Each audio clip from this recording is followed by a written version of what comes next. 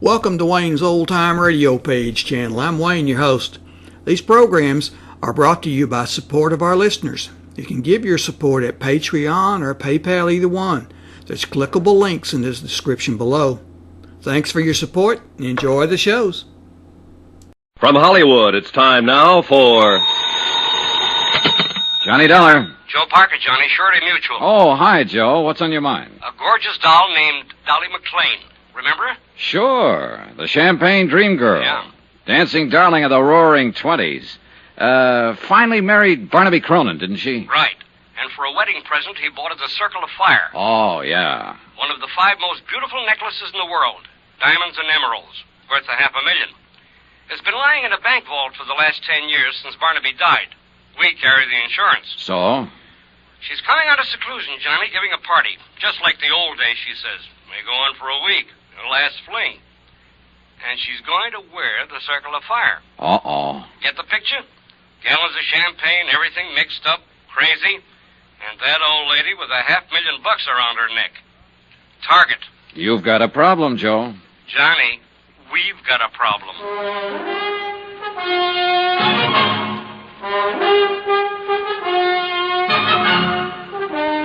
Tonight and every weekday night, Bob Bailey in the transcribed adventures of the man with the action-packed expense account, America's fabulous freelance insurance investigator. Yours truly, Johnny Dollar.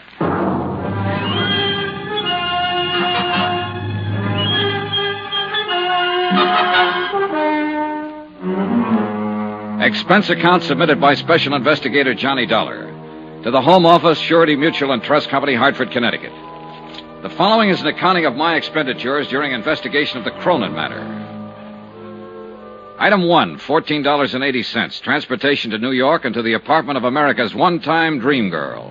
One time, a long time ago. How do you do? I'm Johnny Dollar. I believe Mrs. Cronin is expecting me. I'm Mrs. Cronin, and yes, I am expecting you. Won't you come in? Oh, thanks. I did have butlers and maids and such for years, scads of them. But since Barnaby passed away, I've just hibernated, you might say. Oh, in here, Mr. Dollar. Thank you. 10 years now in this same little apartment. As you can see, I've just been living like a little mouse. It looks very comfortable. Oh, I suppose it's comfortable enough, but... Oh, Sylvia, I'd forgotten you were still here. Mm-hmm. But not for long, Mrs. Cronin. Oh, no, please stay. We'll have some tea or sherry or something as soon as... Oh, you two, do you know each other? No, I'm afraid we don't. Oh, but of course not. How could you? Sylvia, this is Mr. Dollar.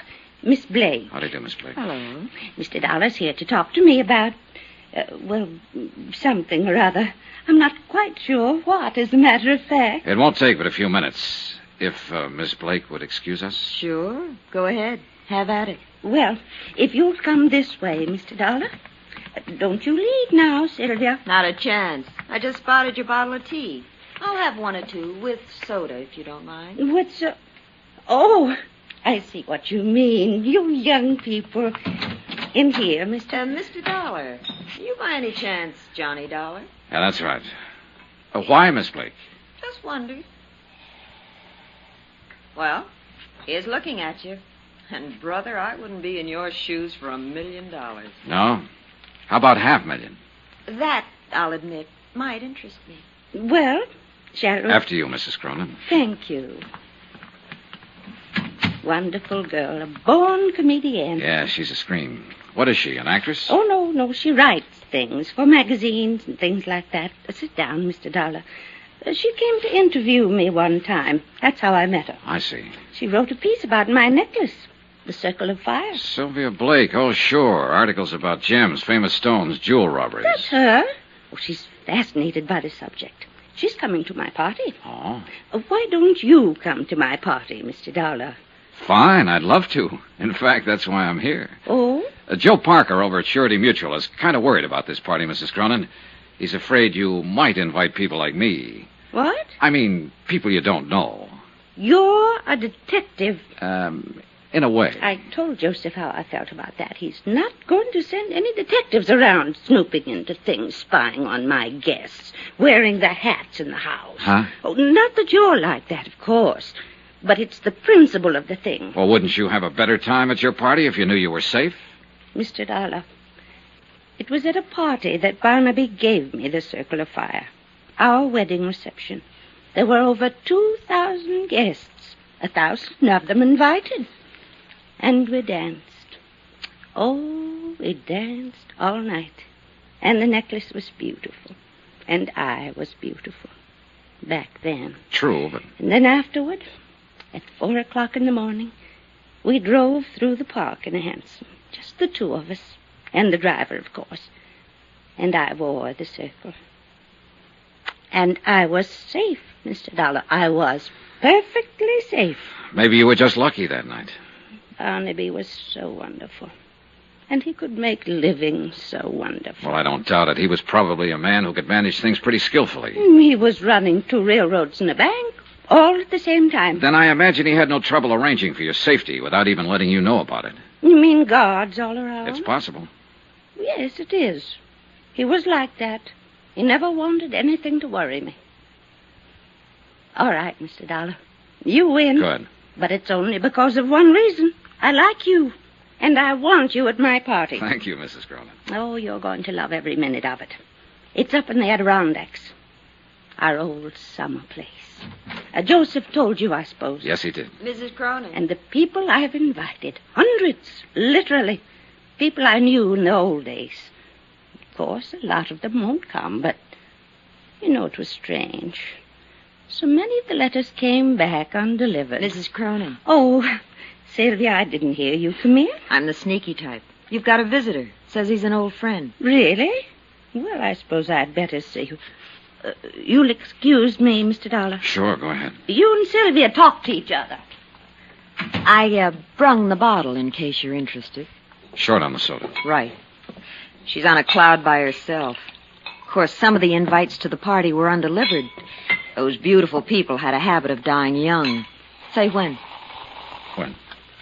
Who's the visitor? I'll guess with you. Looks like an overgrown leprechaun. Said his name was Shorty Weber. Shorty Weber. You know him? I know of him. An old-time song and dance band, among other things. She probably worked in a show with him back in those dear dead days.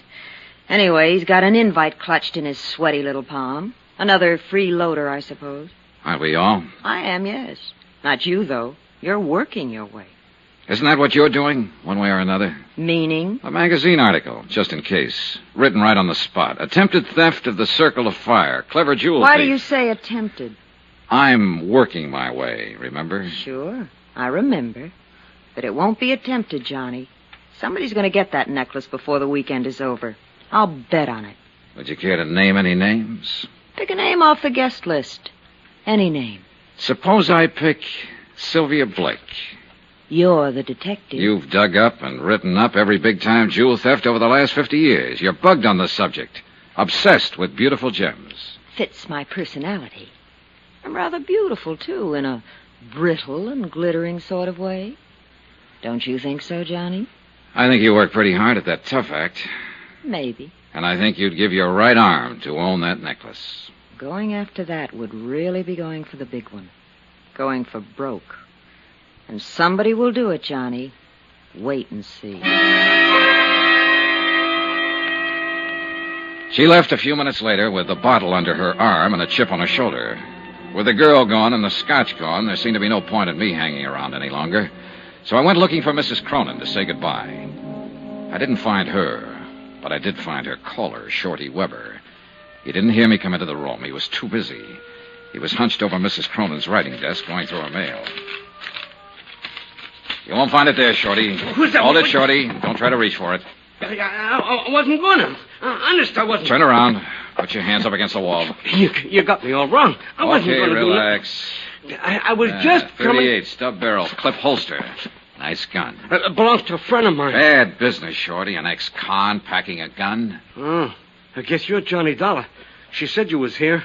And I know what you're thinking, Mr. Dollar, but you're wrong. Why, Dolly, Mrs. Cronin, she's an old friend of mine. I tried to get her to marry me once, over 30 years ago. A lot can happen in 30 years. Does she know you've served time in prison? No. She thinks I was on tour, Europe and Australia. She never reads a paper or hears anything. Don't tell her, Mr. Dollar. Please don't. You know, it's quite a coincidence, Shorty. It was Jules that time. A big affair in New Orleans. And you were hired as an entertainer. A diamond bracelet, wasn't it? And you were caught cold. It's the only time in my life I ever done anything like that. And I went again. Especially not to her. Why, I'm planning to look out for her at this party. That's why I bought the gun. And is that why you were going through her mail there? Yeah. I wanted to see who was coming. I learned things while I was doing time. I know how the word gets around in a big deal like this. There's a lot of wrong guys in this world. No argument, Shorty. Yeah, well, you met her. You know how she is. She's a babe in the woods on something like this. Should my ears be burning, or is it some other babe, you mean? Not for me, Dolly. You're the only babe I ever could see. Oh, Shorty, you never give up. Oh, do you two know each other? Not exactly, but we found we had a mutual friend. A certain state prison warden. Oh, how nice. Shorty's always doing benefits at those places. Dolly. Yeah, that was it. He did a benefit there. Oh, well, I'll bet you went over big. Well, you know. You're too modest, Shorty. Why, they loved him, Mrs. Cronin. Hated to let him leave. Yeah. Well, speaking of leaving, I got a shove now. Don't take any wooden nickels. It was crazy and corny and sad. The whole idea. I guess the sadness of it hit me when I was saying goodbye to Mrs. Cronin at the door. The gaiety slipped for a moment, and suddenly she was old and tired. And at the same time, she was a scared little girl. And then she said something strange, and the shivers ran up my back. Do you believe in premonitions, Johnny? Well, I have a hunch now and then. Well, whatever it is, it's the reason I'm doing this. Having this party. One last fling, you might say. Before it's too late. Oh, come now. You're still a young woman, Mrs. Cronin. No. I'm old, Johnny. I've been old for years. Since Barnaby died. We loved each other so... But that's not what I mean. I've had this premonition lately. What sort of a premonition? That something awful, something terrible is going to happen to me.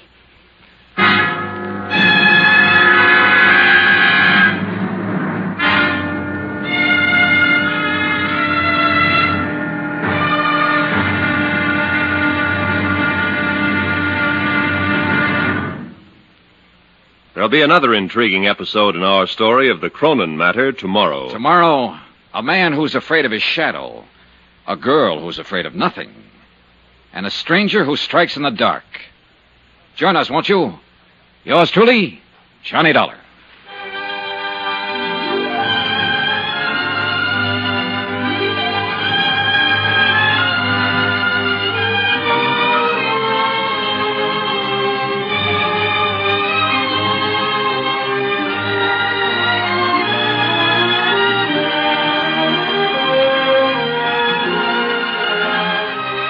Yours truly, Johnny Dollar, starring Bob Bailey, is transcribed in Hollywood. Written by Les Crutchfield, it is produced and directed by Jack Johnstone. Be sure to join us tomorrow night, same time and station, for the next exciting episode of Yours truly, Johnny Dollar. This is Roy Rowan speaking.